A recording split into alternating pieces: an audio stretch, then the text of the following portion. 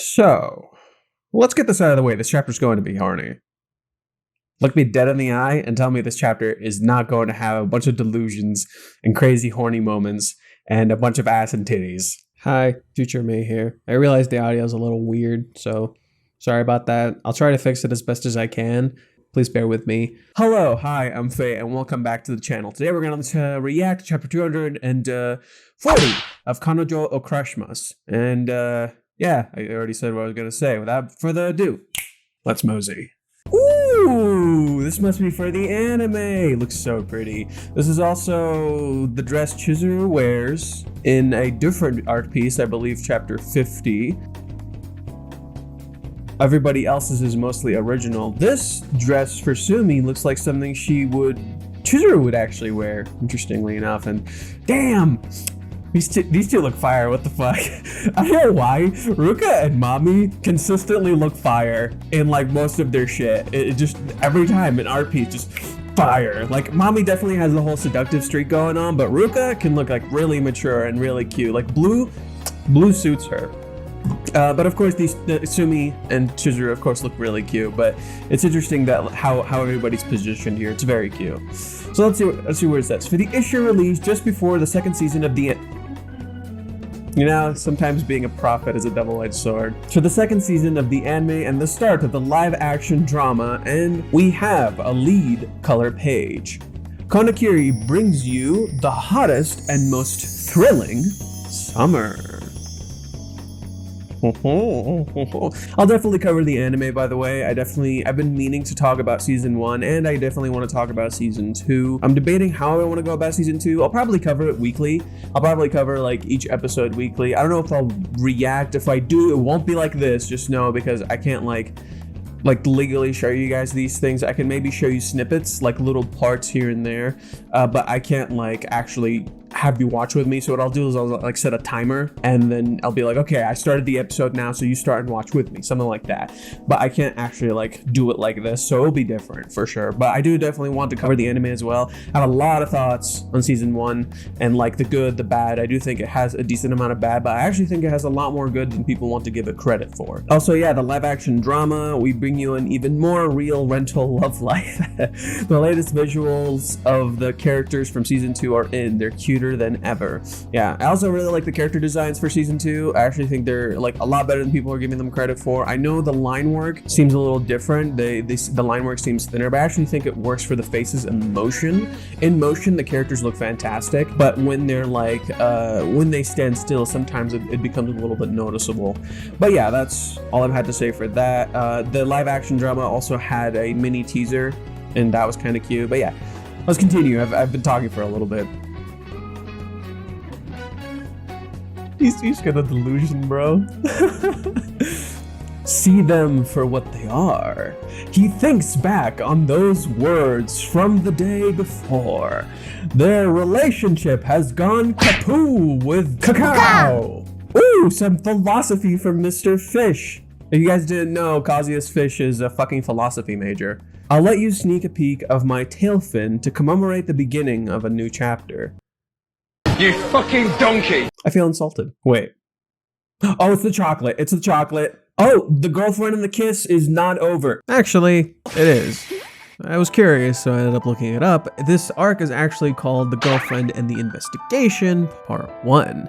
And the only reason that it's called The Girlfriend and the Kiss is because of the editorial department issue of some sorts, and that's why it's called that. But this is actually supposed to be called The Girlfriend and the Investigation. So yeah, I was on the money last time. It was, in fact, over. Thank you! And here's a fucking chocolate, you filthy animal. Alright? I will never touch this chocolate. Mom, I made a shrine at home. Dude, don't stand for the fridge like that! That was so much power! Gwah! I can't get yesterday's day out of my head! To be that cute, it's illegal! Seeing them for what they are. Dreams, hopes, the horny. I love Reishi, dude. He's so keenly aware. I just keep looking back at the box of chocolates. Even opening it would be a waste. The bar smell just burned in the back of my mind like a high-quality movie reel. Your fridge is gonna warm up, and you're gonna keep wasting power, you dumb fuck. Maybe the girl you really love is Chizuru Mizuhara, you know? I wondered what might happen when she said that it could be Chizuru Mizuhara who I'm in love with. But she definitely said that she wants to see them for what they are. Reflection time. See what? How big the moon really is? Of course not! She's talking about her feelings towards me! That can mean only one thing. She's interested in someone now.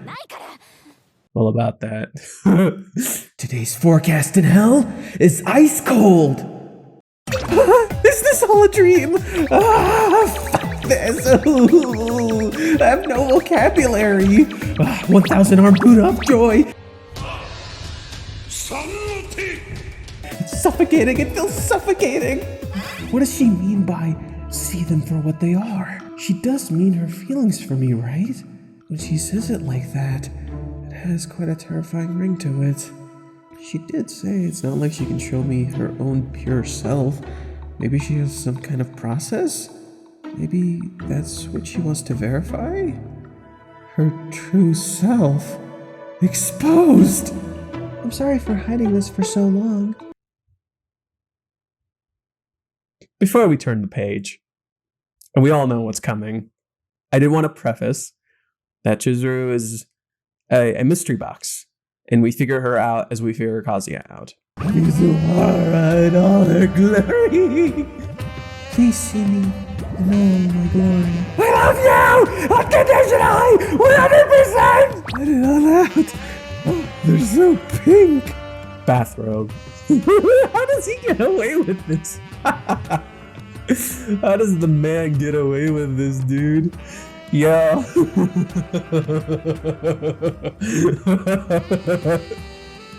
Jesus effing Christ. How does the man get away with this? I told you guys the chapter was gonna be fucking horny. The chapter was gonna be horny. I'm an asshole. I'm literal scum. I'm imagining the raunchiest shit. Oh, Mizuhara would never do something like that. Not Mizuhara.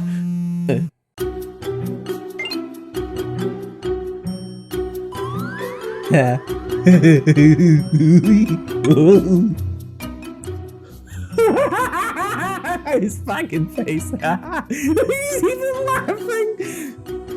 Mini Amori. So what happened after that? Your lack of updates are as bad as Hunter x Hunter.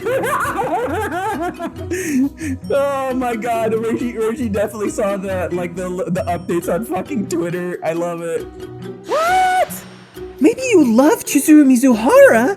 She said that? And you just came back? Huh? Minnie is a nurse. That's perfect. Perfection. Nurse cosplay. There's even a heart. I needed to see that. That's the part where you hug her and shout, I love Chizuru Ichinose, your fairy soul. Am I wrong? No, you're right, but did you take me for some rugby player? And why are you dressed up like a nurse? It's pretty odd. You gotta do stuff like that. It's a product. Horny, but self-aware. It could be she's just gonna keep trying to see things for what they are forever. We're talking about Mizuhara's son here, and I don't want to cast doubt on her intentions, but in the end, it could simply turn out that nothing is gonna change at all. Don't give me hope. What? Well, certainly. You definitely got a point. This one's no good. Some kind of checklist. Isn't this the 1208th idea you've crossed out now? Please, we can do something about that. Single at 80 years old. And bald. I'm done with you. I can't keep up with you anymore. Even if you turn 80, you're still gonna be looking at each other's Instas and trembling with nervousness, muttering, who are you hanging out with? But please, don't say that. I need your advice. Mori-sama. That was your chance to make a try. Have you got balls or not? So it is rugby after all. But I want to believe. And the smile Mizuhara showed me in that moment, I was overjoyed. She said that she'd try seeing it for what it is. And even I think that, that if we start dating, she should actually like me. Since when do you say stuff like that? That it's fine if you're just able to go out with her? Are you a slave to your dick? The hell do you take me for? I've always been like this. The support you're giving me. Respect. Respect. Yeah, I think that Mizuhara-san would come to such a conclusion. Going beyond earnest, this is going into old-fashioned territory, even though she can figure out things after they start dating. actually, isn't that what most people do? Although, it also feels like that's not the case. Well, I guess you could say it's like her, or you could say it's like the both of them. Yin yangs of each other, brothers. I'm just saying, these two are extremely similar and people do not see it. Well, it's certainly true that her saying you might be in love with Mizuhara strikes at the heart of the matter. The only way to go from your end is to tell her with all your might, no, I love Chizuru Ichinose. The difficulty's average. But if she said that she wants to think on it, she should contact you herself. It's the heroine's turn now. Only the beating of her heart can foretell where you two will end up now.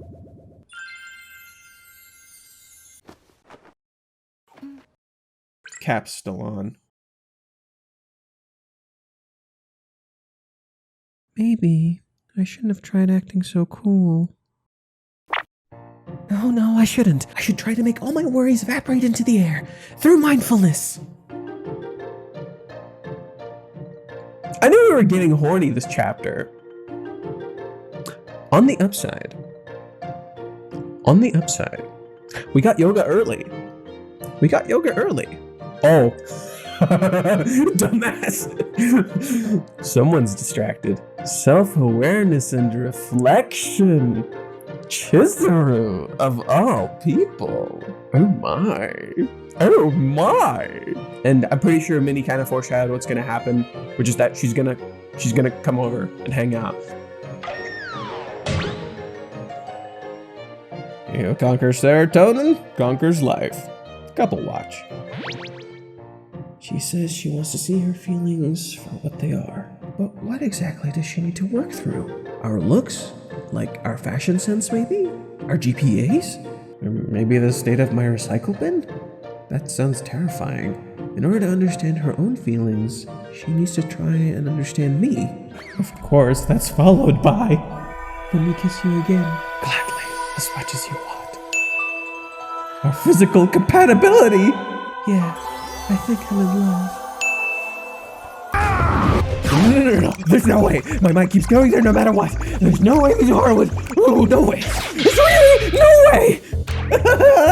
Maybe that's not true. Maybe this is all just because of social media. Mizuhara has plenty of experience with love and romance. There are a lot of videos floating around talking about physical compatibility and stuff. That makes me think, what kind of ex would Mizuhara have? He'd be the type I'd be envious of to no end. He'd be the sexiest of them all. Anyway, she said she'd come to pick up the yoga coupon. There was a super cute line message. She could be here any minute. Let's put the AD here, turn on the heat so it's not cold. Clean up. I need to be meticulous with preparations.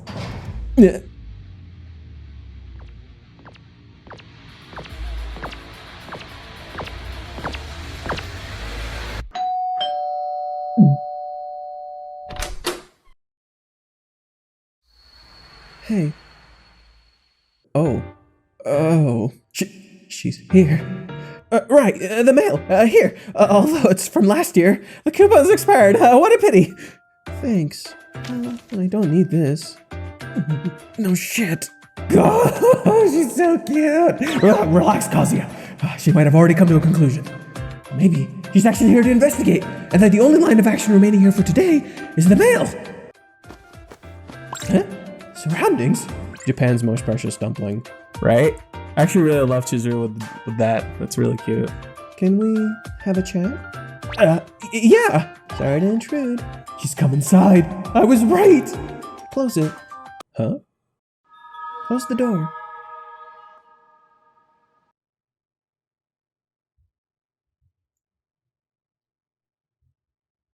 It's a bait.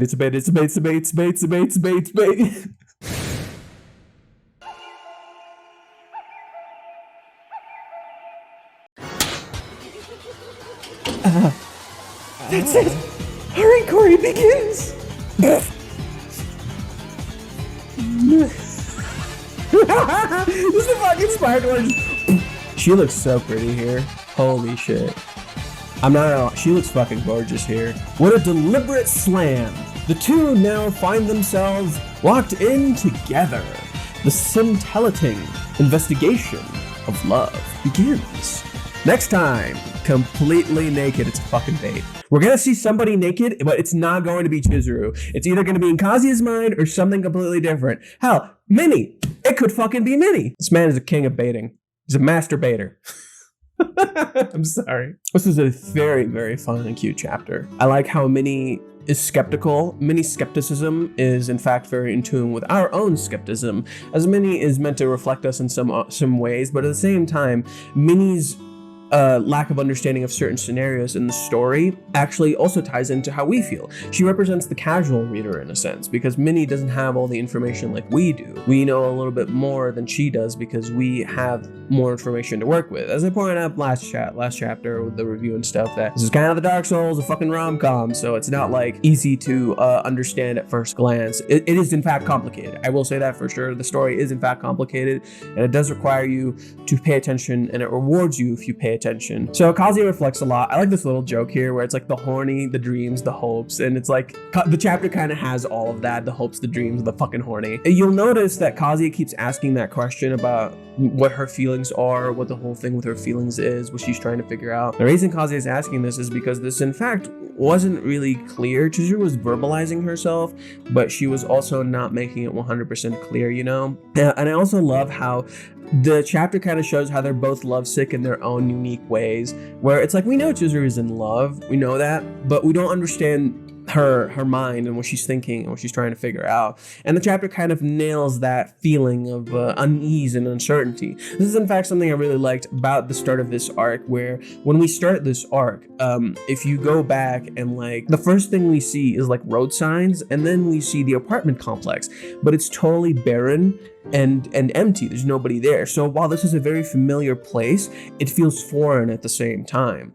And this is kind of what's going on in this chapter, where we are in familiar territory. And even Minnie points out how we're in very familiar territory. Like when she talks to him, like she's even like totally thrown off. She's like, oh my God, you two are just fucking looping. You're being fucking dumbasses. And that's pretty much everybody's take. Like a lot of people's takes were like, oh my God, Reiji's just fucking looping with the shit. But Reiji's keenly aware of this. This is why he has Minnie saying all of this stuff. Reiji's keenly aware of what's going on. But at the same time, this sense of awareness applies to both of these characters, because you can tell that Chizuru also kind of felt this way. She also didn't quite like how cool and tough she was acting. Chizuru wasn't able to convey herself the way she wanted to in this entire time, and this is why she wants to have a chat with Kazuya, because it's clear that she wants to convey her feelings a little bit better, and it's kind of nice seeing that Chizuru's reflecting on these feelings and trying to make a specific change in the way she conveys them to Kazuya, because she doesn't feel like she's conveying it correctly, which is really smart. The fact that she's reflecting, realizing she may be fucked up, and then just telling herself, nope, let's try again, let's try a different way to convey ourselves. So what they're doing now, what they're doing with the next chapter, is that we're having a private time where there's no like thing that needs to be done anymore. What the last chapter did too is essentially it established them acting on a like casual sense, like being able to interact very casually and just converse and have a normal conversation. And Chizuru essentially created that scenario where they can talk like that, where they can just talk comfortably and normally. It seems like we had that before, but we never really did, because if you go back, there was always some sort of excuse that would make them not go there. So they would think that their interactions were, at the very least, based around that whole rental idea. So even though Kazuya is trying to be a good neighbor, he's still, like, not a friend. He's not close enough, so he's just barely bordering on that rental relationship thing. But now it's like, no, we're actually getting into this territory, and because we're getting into this territory, it's important that these two start, like, verbalizing themselves to each other. And this is kind of what I think Chizuru realized. I still also just love the whole scene with Chizuru where she tries to drink from the water and the cap is still on. She's like, ah. And then she has the little look on her eyes. And I love these little small panels that Reiji loves to do with Chizuru, where he'll zoom in on her eyes and it's like her actual feelings kind of coming out. This scene right here reminds me a lot of right after when she makes the food for Kazuya during the movie arc, and she walks out, and he had to say like Ruka's was better, but she said "foo" and something like that. And it's like what I like about this is like Chizuru's been reflecting a lot more in this entire arc. Chizuru as a character is essentially a person who struggles to reflect on her own emotions, and in the process she puts an armor on them, essentially. But in this entire arc, what's been happening is Chizuru's been slowly reflecting on these emotions. As I pointed out last chapter, these two need to meet up in order to figure out their feelings. And yeah, Kazuya like jokes around about physical compatibility and all of that shenanigans, and he's not wrong in a sense. Physical compatibility is somewhat important, but come on, you saw that fucking kiss. They fucking have physical compatibility. They're gonna just like fucking explode whenever that shit happens. But I don't think it's happening just yet. I do think they will interact more. I bet Chizuru will try to actually test something akin to that, whether it be like just hanging out with him or getting closer to him or something like that. But she has a lot she needs to verbalize. She definitely wants to talk to him about some things, and I've made it clear that a lot hasn't really been cleared up. Like there are things that haven't really been cleared up. But what Chizuru was verbalizing in that chapter wasn't as simple as it was being made out to be. This whole idea of do you love Chizuru Mizuhara? It's a question that is true, but it speaks to her insecurity rather than the question itself. And this is why, like, Minnie says the simple answer of, like, you should have just said, I love Chizuru Ichinose.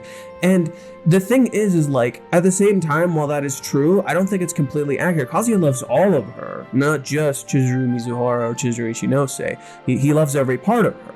But I also like this line here, and even I think that, you know, if that we started dating, she should actually like me.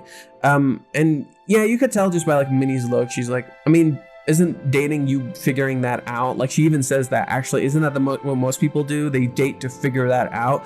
But at this point, I think it's like these characters they're already kind of weird. They're already in like a weird situation in terms of that, because what the series actively does is ask this question of what does it mean to actually love another person? What does it mean to actually connect and love another human being? And that's just kind of the question Chizuru's constantly raising, while Minnie is just like, she's a fucking dumbass. She's a fucking dumbass. She's a fucking idiot.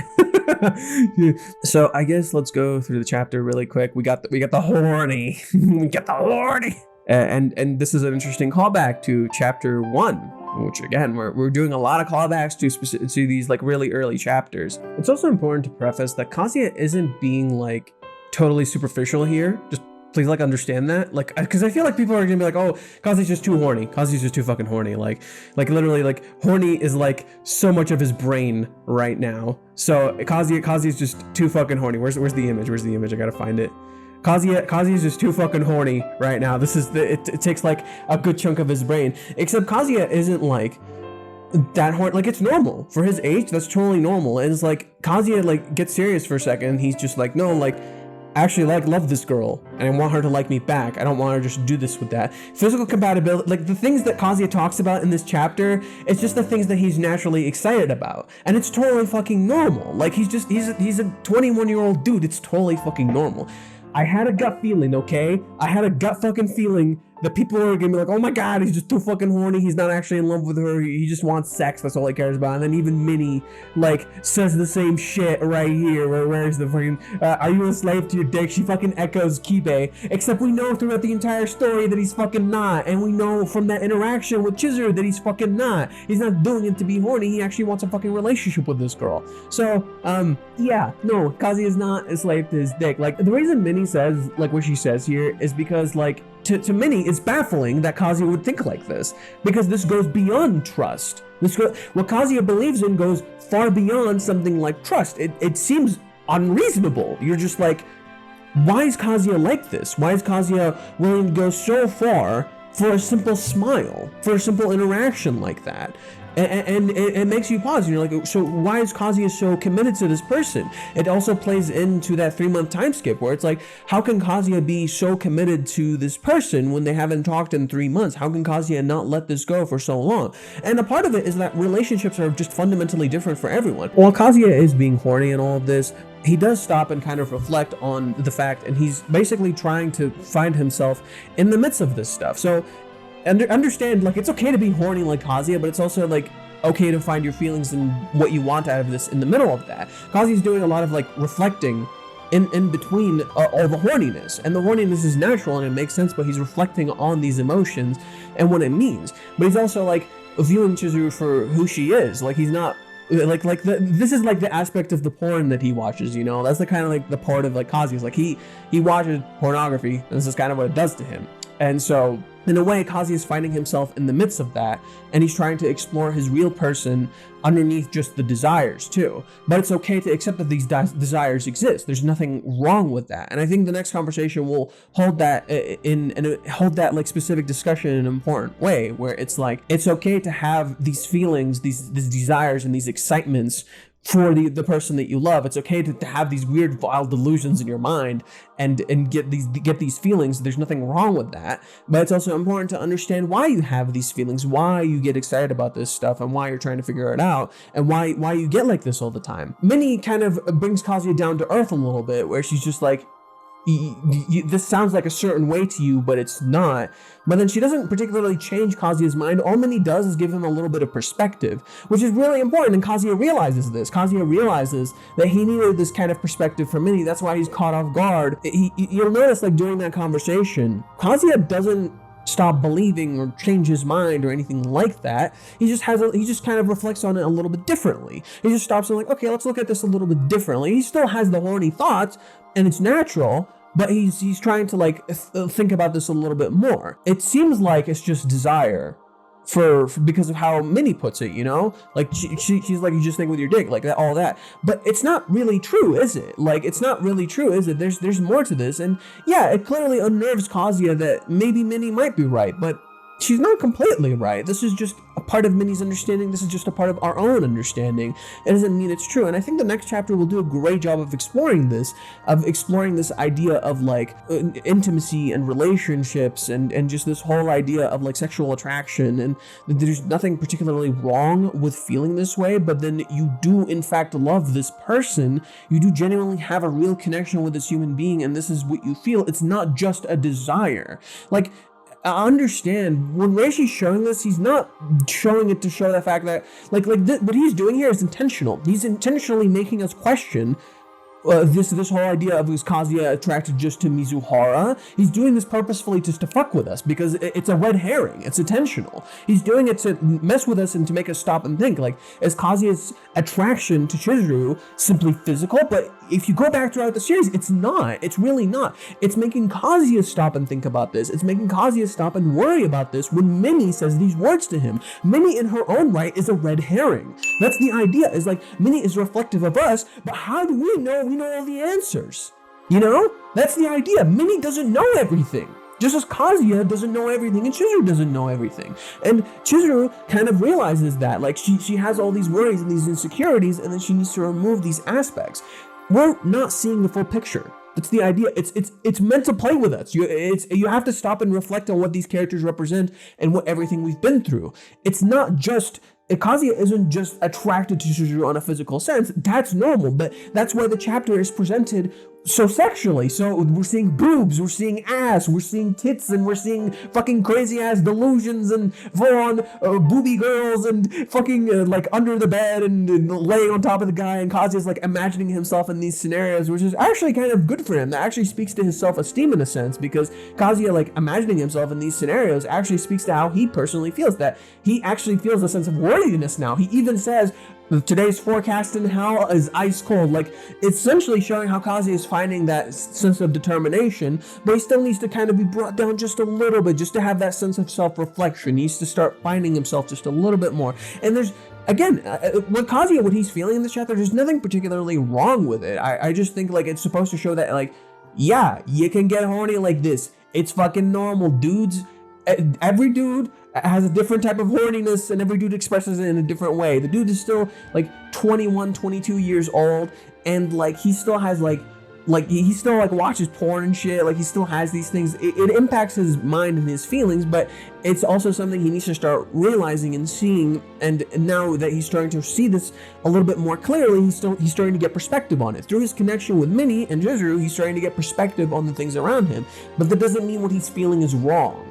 You know, there's nothing wrong with that. It's the same with the whole thing in Paradise, where it's like, just because their relationship started as a lie doesn't mean what they're feeling is wrong. doesn't mean what their connection is wrong, because they clearly build a proper relationship, you know? It's not just about saying, I love Chizuru Ichinose, like Minnie says. No, there's a deeper layer to this. That's not simply the answer. That's not really going to resolve anything. If anything, I actually think the route Kazuya took in explaining that you're not always you can't always be 100% the real you is more fundamentally important than just saying, I love Chizuru Ichinose. Because there's layers to Chizuru's feeling. What she says is not simply just, I want you to say I love Chizuru Ichinose. She wants like something a little bit more. Her feelings are complicated. It's that in its own right is a red herring too. Like what Chizuru says, are you in love with Chizuru Mizuhara? Like that in its own right is a red herring. It's inaccurate to what Chizuru is actually feeling, because it's representative of a different kind of insecurity than the insecurity we're thinking of, which is that Kazuya loves Mizuhara. There's something else going on. And the next chapter will definitely highlight that, and it'll definitely be exploring like Kazuya's confusion on intimacy and Chizuru's confusion on connections and feelings and all of these things, you know? So when Reiji brings all of these up, he's specifically telling us this is what will be addressed in these upcoming chapters when these two characters have this conversation. That's literally the point of everything that's being raised. For example, in this chapter, a lot of things were raised, such as Kazuya's feelings being possibly just desire, or him not being in love with Chizuru Mizuhara, when that's not really the case. But this is something Kazuya needs to become keenly aware of and see for himself.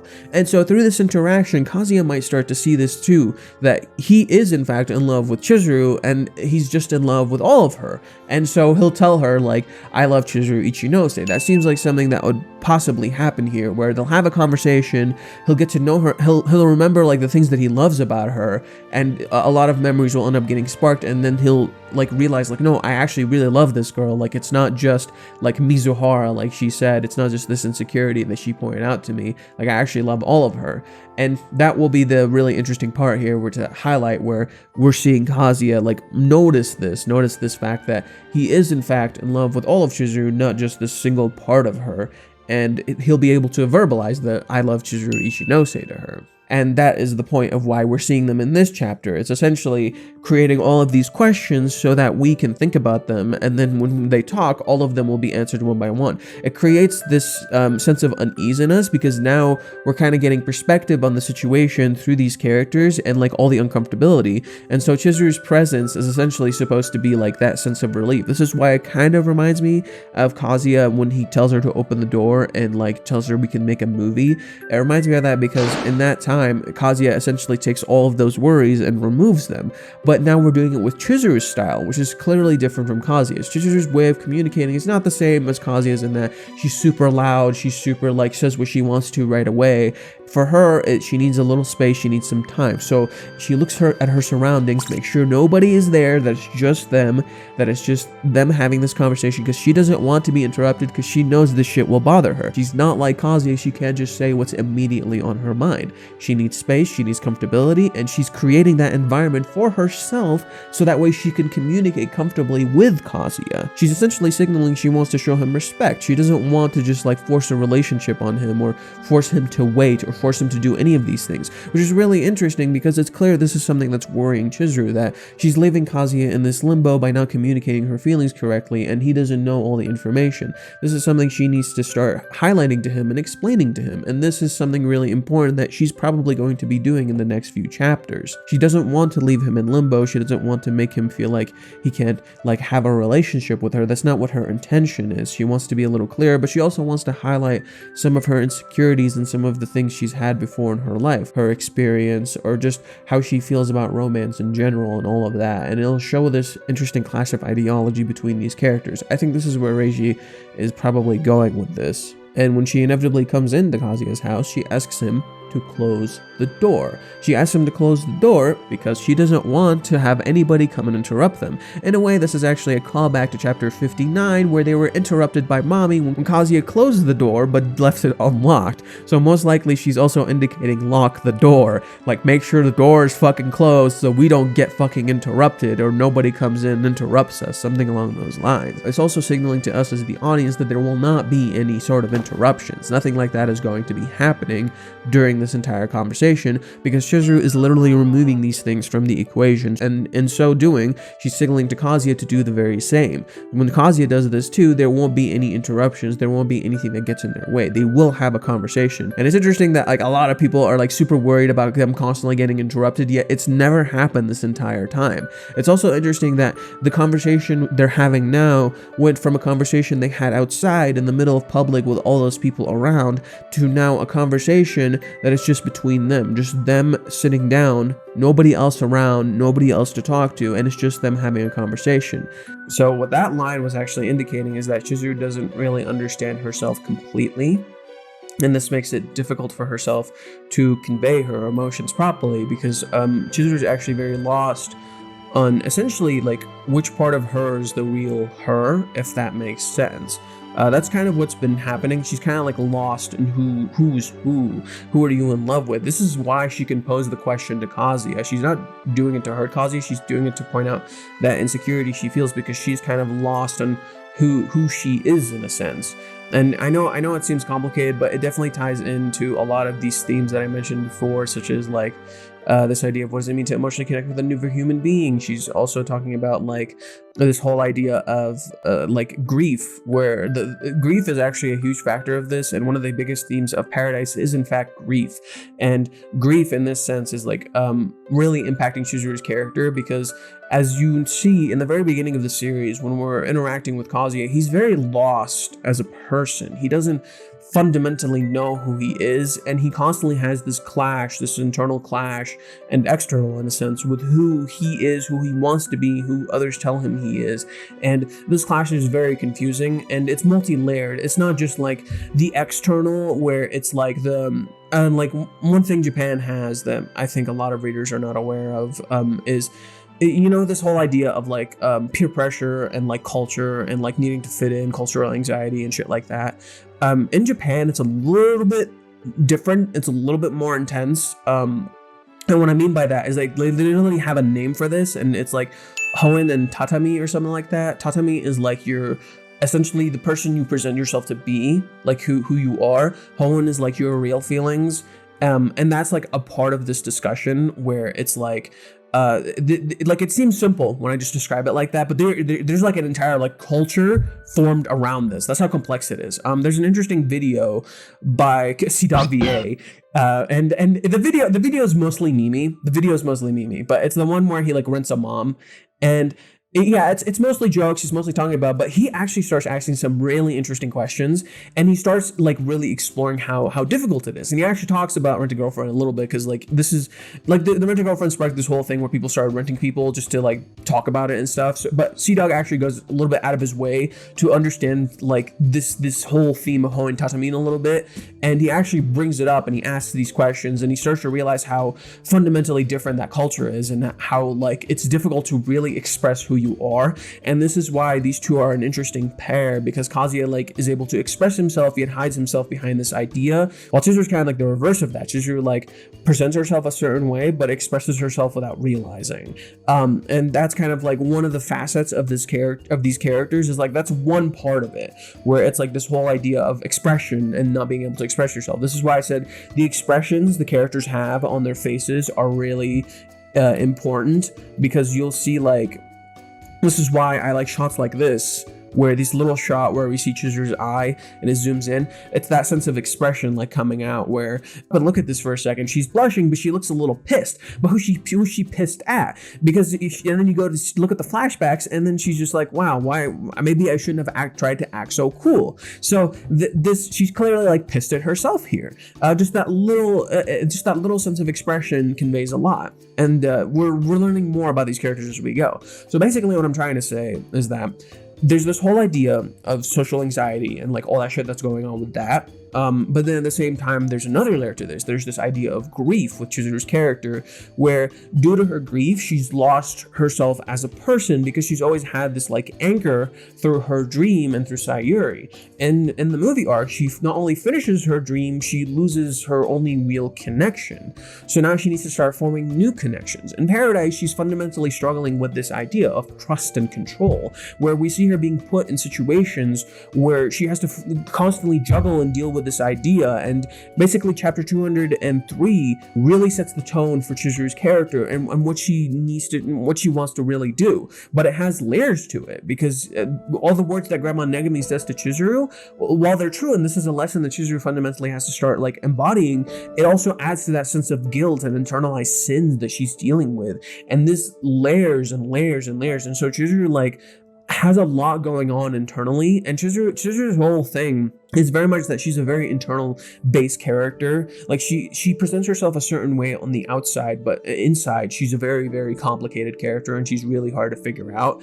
And this is kind of what makes her such an interesting character. This is why she's a mystery box, because when you're going through the story, the more you interact with her, the more she feels like confusing and kind of mixed, and you don't know what to make of her facial expressions. You don't know why we get so much facial expressions. You don't know what to make of her actions. She's confusing. And so as the story continues, we figure out more of her character as Kazuya figures out more of her character. And so we're essentially learning as Kazuya is learning. He asks the questions that we the viewers are thinking of. We're trying to figure out what she's thinking, what she's saying.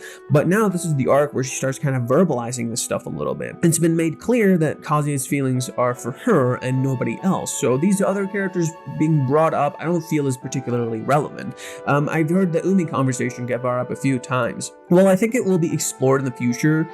And maybe it could be explored now. I'm not going to pretend like it might not get explored now. I don't think it's particularly relevant, as I think, if anything, it might have just been like it could be anything.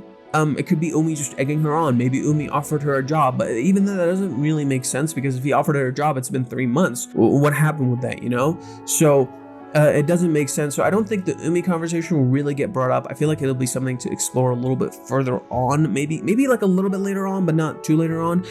It's not as big a deal as people are making it out to be. I really don't think it is. Like I think the Umi conversation is more so set up for future arcs, or the upcoming arc after this one, or after they get together. Because yeah, I'm pretty sure they're gonna get together, and then we're gonna have like an arc that's happening like in their 3rd years and shit.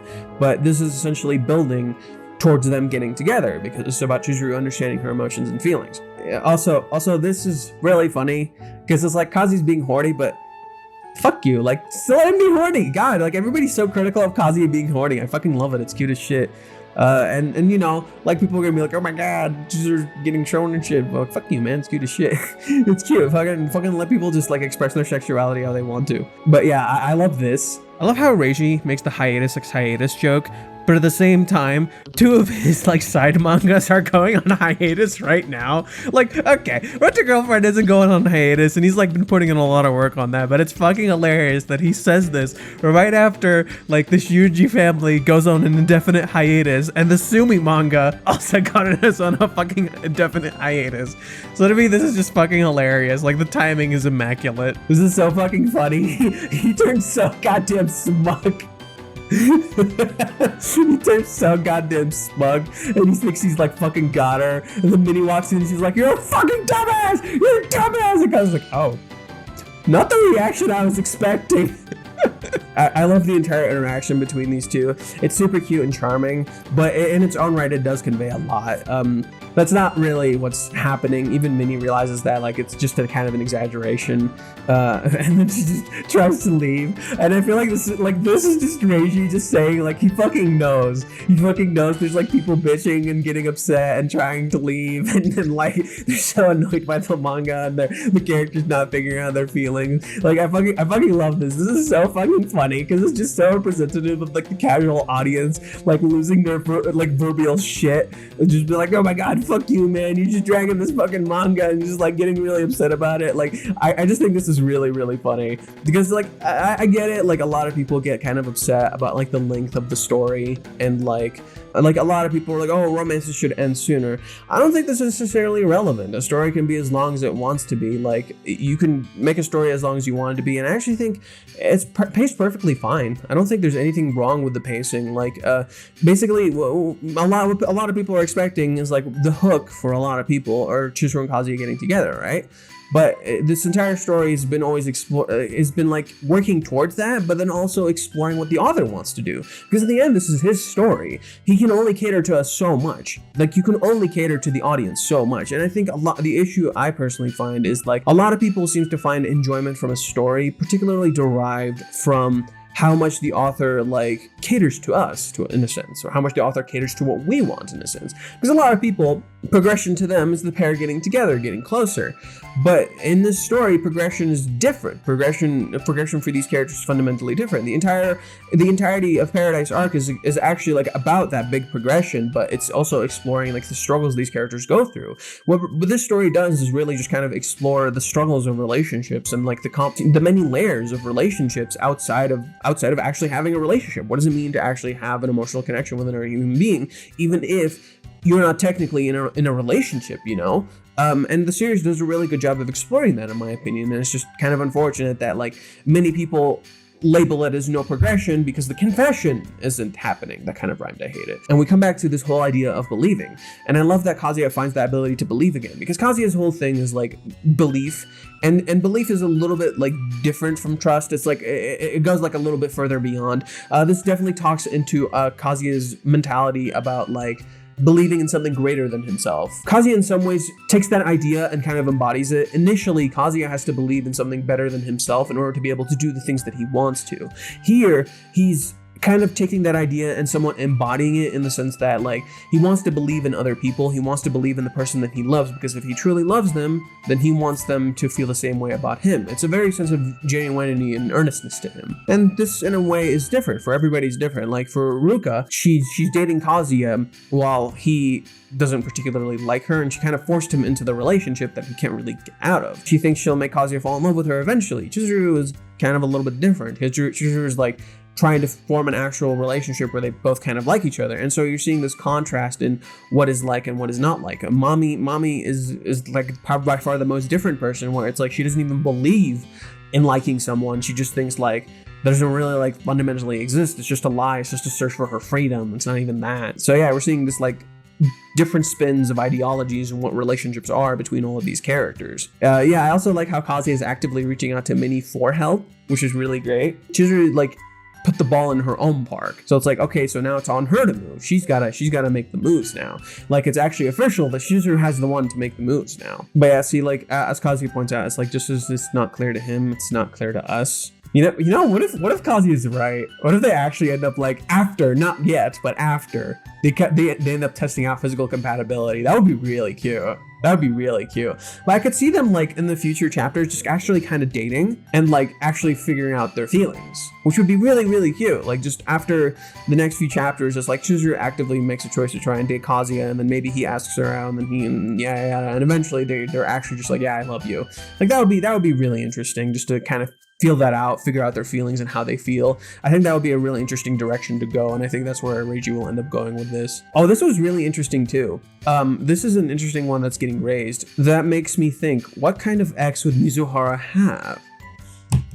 This is a question I've been curious about. I don't think Chizuru's ever properly fallen in love, and she's dated like plenty of guys, but I don't think Chizuru's ever properly fallen in love. So I do think that is somewhat relevant to this, because and Sayuri even tells Kazuya she's never brought a boy home. So this will be an interesting thing to bring up, and this will also definitely tie into some of Kazuya's insecurities a little bit. So there's still a lot of interesting conversations happening, and I think these chapters are going to be showing more of that. I'm personally really interested in these conversations. They're so fascinating and interesting, and I love where Reiji goes with this, because he's really exploring this stuff in a really meaningful and interesting way, in my opinion. And I love how you can like hear this stuff, where it's like you can kind of hear this, and it's funny because like you wonder to yourself, you had this 3-month time skip and you somehow didn't fucking hear each other, you dumb fucking shits. And that just goes to show like how much they were trying to avoid they were both trying to avoid each other. It wasn't just like one or the other,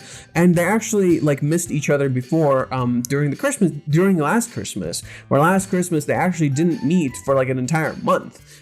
So it's actually not like too out there. She looks so fucking cute. Like Reiji did such a good job of drawing her. She looks way more loose and relaxed too. No, like Chizuru here looks so cute. Like holy shit. The way he like draws the neck, the hair, everything just about this image looks so fucking attractive. Like just really cute and really visually appealing. It's so pretty. That's one of the things I really love about Reiji's art style. It's like it's visually appealing to you as the viewer, because it's just really, really pretty. Like, it's a blank space. It's just the two characters. You see the back of Kazuya's head, like, really detailed, and then he turns and he sees Chizuru, and you see, like, just this really beautiful, like, picture.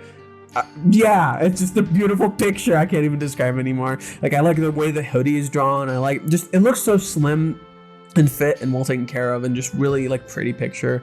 And of course, the bun, the fucking what does Kazuya say? It's like the Japan's most precious dumpling. Japan's most precious dumpling. And yeah, I love this. Like, this is just the last image, and just Kazuya looks, sees her eye, boobs, ass. So I think what's gonna happen next chapter is Chizuru will describe that confusion I explained, where she's gonna basically be like, okay, I'm lost on who I am, which is who is Chizuru Ichinose, who's Chizuru Mizuhara, why am I doing these actions that I don't understand, who actually am I? So she'll verbalize to Kazuya how confused she fundamentally is about her feelings and why she needs to figure out her feelings, because she doesn't know who she is. That's the whole idea, is like Chizuru doesn't know who she is, and she doesn't know what she wants to do. And she's lost in this idea of who she maybe needs to be and who she wants to be. And this is what she'll verbalize to Kazuya. But then she'll also like kind of explain her character a little bit, and then Kazuya will just be like, oh yeah, I'm definitely in love with Mizuhara. Like he's like, yeah, I'm definitely in love with her. Like, I'm definitely in love with not Mizuhara. Like, he'll say Mizuhara. Okay, Mizuhara is more of a nickname. Let's just get that out there. The reason Kazuya constantly says Mizuhara, it's more of a nickname. That's just kind of what he calls her now. Like, he's not actually saying it to like be that way. And a part of Chizuru is keenly aware of this. Kazuya's always called her Mizuhara, and when he's around his family, he calls her Chizuru. So like, it's not like anything weird like that. It does leave a mark on Chizuru a little bit, but it's not. I do think it might get brought up as a discussion. Maybe Kazuya will bring it up. Maybe Kazuya will just do a mini told him where it's like, I love Ichinose. But I do think Kazuya will just be like he'll be supportive. He'll like, I'll wait. I'll wait for you, like I'll listen, I'll let you figure your feelings out, and then Chizuru will have more time to like interact with him. I do think they're going to be spending a decent amount of time with each other, just kind of interacting and figuring out their feelings. And Chizuru will definitely start verbalizing herself more, like just the confusion that she feels, while Kazuya will become more understanding of that confusion and be able to verbalize what he needs to her. And, you know, again, they're building a proper foundation for their relationship. They're taking the first proper step to really understand their feelings and emotions. And basically through this, Kazuya is helping her get past the last parts of her grief, where now Chizuru wants to take action. Chizuru wants to make that change, and Kazuya is helping her make that change through interacting with her, through just being with her. I love how fucking gross He's such a shithead. He's such a shithead. Oh, I love this fucking dick, dude. He's such an asshole. Oh yeah, and this whole thing with the coupon thing, that's a good like representation of what the coupon actually meant. It's just them talking. It has nothing to do with the fucking coupon. Literally has nothing fucking to do with the coupon. It's just about them talking.